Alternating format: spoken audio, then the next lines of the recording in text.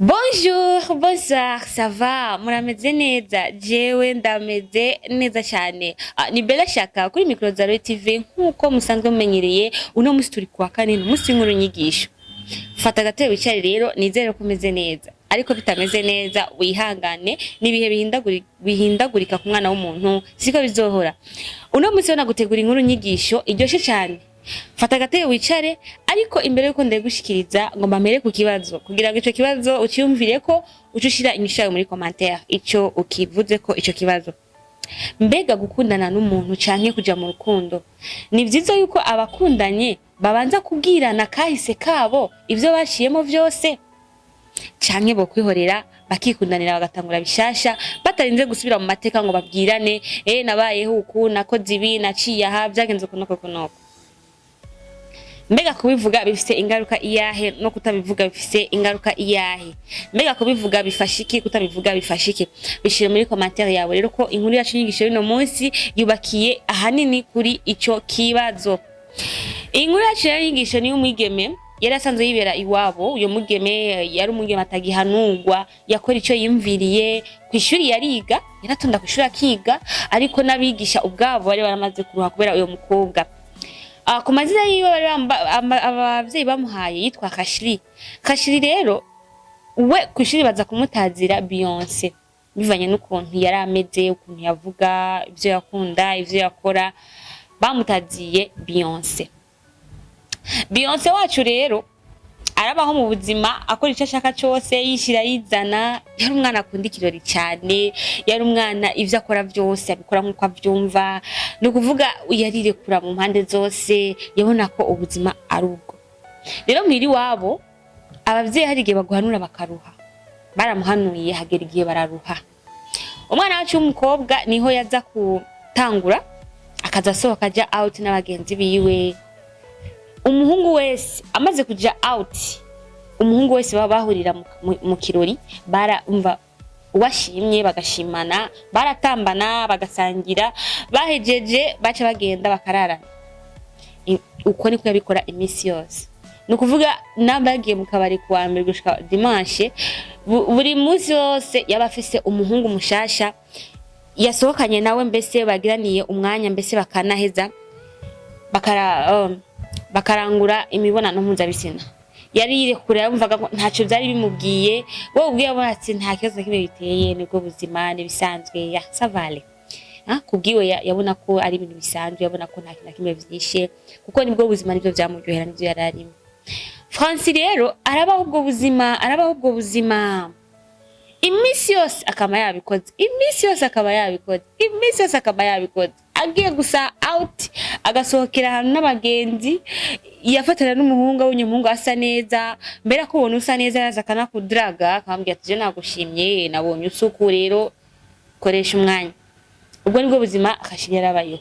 Ni kuvuga mu kibana aho yaba nta musore n'umwe yigera yimvira yuko Kashiri yo mutumbera amureshe canke amubonemwo kuba yoba inarugo agahagarikira urugo rwiwe. Nta muntu umwe ayimubona mu ivyo kuko bose avuga ati umuntu akaba ariko sagiyemwo uwo bahuriyeyo ariwe batahana done ndi ya dimanche, aribo bamarana ijoro ryose. Ntabwo ari umuntu wovuga ati wo kwizigira cyangwa umushiye mu rugo abe umukenyezi w'umwizigirwa. Kashiri rero niho yaza kuva aho yaba agenda kuba ahandi hantu kure. Amaze kuja kuba ahandi hantu kure, Justement yaratanguye kaminuza, yaramaze gaza secondaire atanguye kaminuza, ariga araheza. Rero amaze guheza amashure, uko yatanguye kaminuza niko yagenda ahura n'abantu bashasha, atangura guhindura ingendo, atangura kwihanura. Kashiri arahindura imibereho yiwe neza na neza, abundi muntu mushasha. Arafata ingingo y'ubuzima bwiwe, arakora vyose byihinduka guhera hasi gushika hejuru. Ni kuvuga umuntu yarazi Kashiri wa kera akacabona na ariwe batazira Beyonce, akacabona na Kashiri w'uyo munsi, ntabwo yari kwemera yuko yoba ari Kashiri umwe abantu bose bari bazi aho yaratuye aba. Ni rero Kashiri yazagoza amashuri aronka akazi, atangura gukora, atangura kwiziganyiza amafaranga, atangura kubikiza muri kazoza, arigengesera akazaja mu rusengero gusenga. Ko yaramaze gufata ingingo avuga ati uko biri kose bizogenda neza, uko biri kose sinosubira muri bya kera, uko biri kose umuntu n'ufata ingingo kandi agahinduka. mu by'ukuri Hashiri yarahindutse. Abantu benshi birabagura gufata ingingo yo guhinduka, ariko icyatangaje abantu bose nuko Hashiri we yafashe ingingo yo guhinduka. Rero abantu bamubona muri ico kibano aho yari yaragiye kuba, babonye ko ari umwana mwiza, babonye ko ari umwana azi kubana n'abantu yubaha. Hashiri asigaye yarahindutse totalement. Hashiri wa kera na Hashiri bushasha ntago bari bagisa. Yari ari umwana yubaha, yarasigaye ari umwigeme yubaha, yitwarika byo muhira, ntiyajya out, avuye ku kazi ashika muhira agateka, agakurikana ibyo mu rugo, ahejeje agagira prière, akaraba ukuntu. Ubwo nibwo buzima Hashiri abaze gutangura kubamo. Niho rero yaza gukundana n'umusore kuri eglise iwabo, barashimana, aramushima nawe aramushima, batangura gukundana, baja muri fiançailles. Umuhungu agerageza kugenzura Hashiri, abona Hashiri n'umuntu muzima, arabona ati jewe uko biri kose ndifuza ko Hashiri twobana.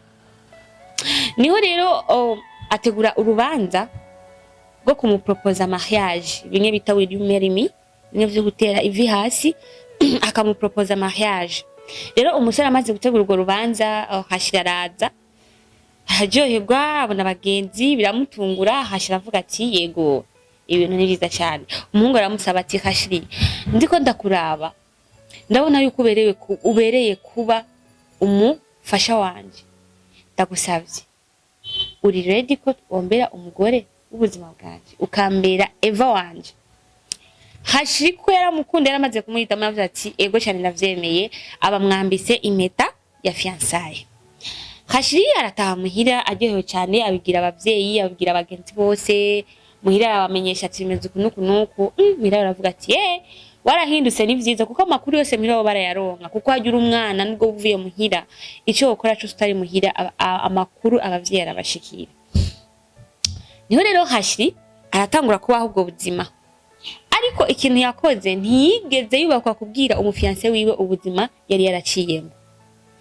Yashushe ya Hashiri ya kera, ijyashushe ya Hashiri aje mu bubare, akaburirwa, akaryamana n'uwari we wese, akiyandarika, akaba nyene nk'agatebo. Yari yarigize nk'agatebo muri kahise, yari yarifashe nabi gose ku buryo ahantu yicara yahitana n'uwabonye wese. Akuravye gusa mu maso akumva aragushimye, yari nka daimoni yari murimwe mwaba mwagiye. Abonye gusa ati uyu muntu turashobora kujana, uyu muntu ndiko ndamuraba nanje nkiraba, yashaka kugenda neza. Aho nyene mwaba mujaye yabayifatiye, avuga ati reka twihereze nakari nubwo buzima. Ariko urumva yuko yari amaze guhinduka. Hashiri ataharyohewe cyane, Hashiri yumva ko yuzuye ibyishimo, avuga ati ngo mbambe umugore wa naka, ngo manje kuba inarugo, ngo mpagarike urugo rwanje. Ivyo bintu byaramuwase cyane Hashiri, bituma arandasinziriye.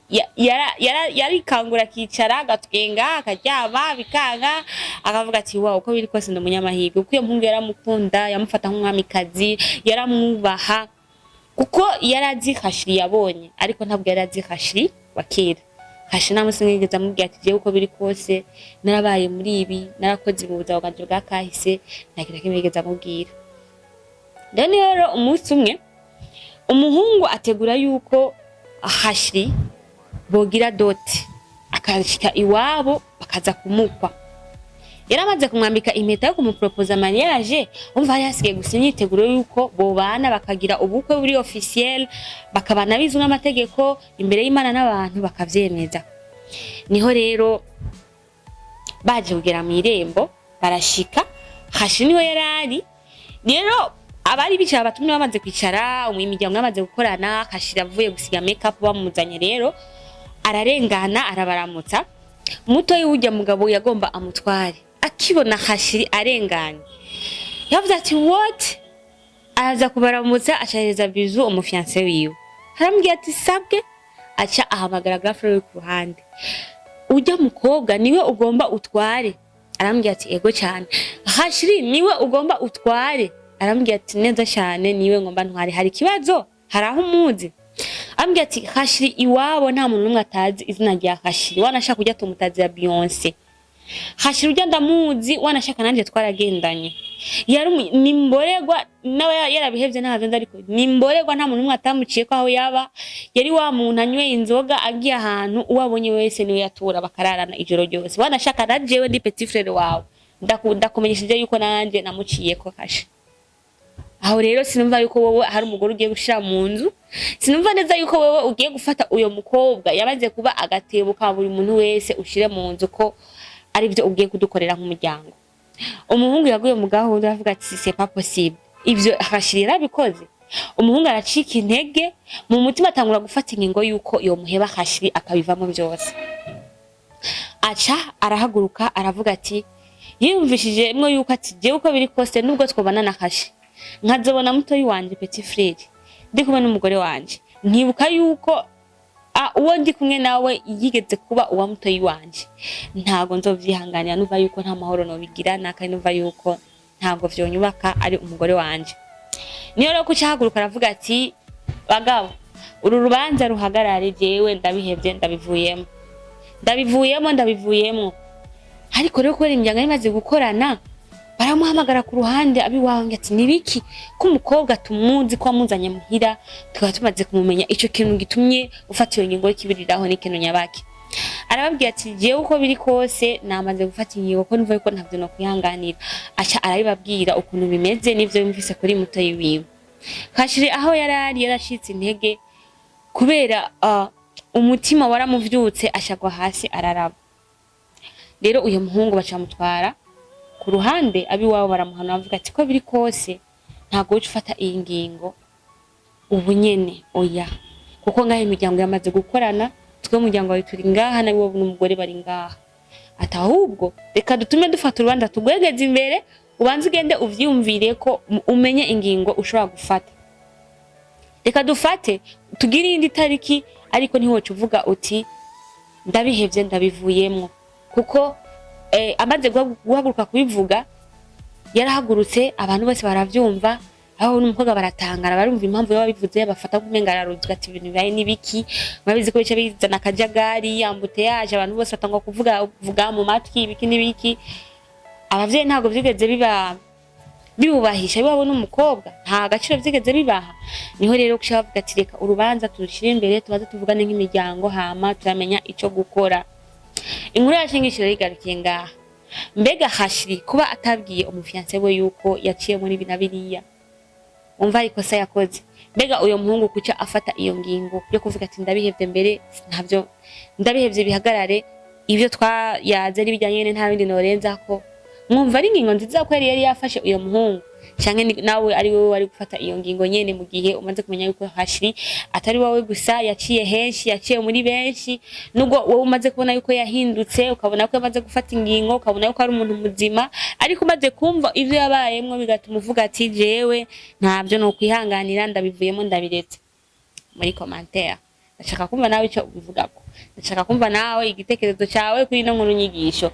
Rero muri commentaire mutanga niho havamwo impanuro zubaka. Uno munsi ndabarekeye namwe mutange commentaire kugira ngo namba kubwirana kahise byari biri ngombwa muri couple, kugira ngo mutegure umubano wanyu wejo. Nakarengo ngija kurisha ihera ku nama kandi ngo buja gusha uratagata. Yari Bella Shaka rero kuri Micro Zari TV, inkuru nyigisho naguteguriye uno munsi niyo. Ndibaza nawe usigarana ikibazo kandi uri kurahiga inyishu ico ushobora gukomanta kuri no nkuru nyigisho. Ico nanje no kubwira nuko muri couple haba vyinshi. Umuntu yaciye henshi, yavuye kure gushika ashika ho mubona, uramubonye akuze ariko ntuzi ukuntu yabayeho. Rero ico novuga ni kimwe, kuyaga ningira kamaro kandi ukisanzura ari umuntu maze ko nati ni muzima, hako yo kumva ikintu kundi muntu yotuma ashiyumvira iwawe ubwawe ukakimubwira, kuko kimubwiye azobaho akizi, nuzoza kumubwira ikindi hanyuma azoba ruhibusa, kuko azoba amaze kuba bizi deja, nta kintu gishasha azoba agiteze kumva. Rero nawe shira muri commentaire kugira ngo tumenye ukuntu tugiye kubaho mu buzima bwa couple, abariko baritegurira fiançailles, abariko bitegurira urugo, rero kugira ngo tumenye uko tugiye kubaho. So yari Bella Shaka yo kuri Micro Zari TV, mu buhinga bwa kamera ni Efege yadufashije kugira ngo n'amashusho abashikire.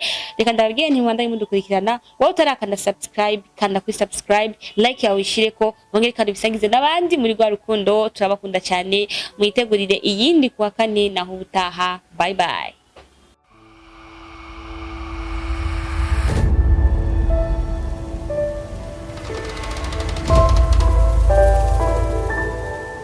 Lloyd TV.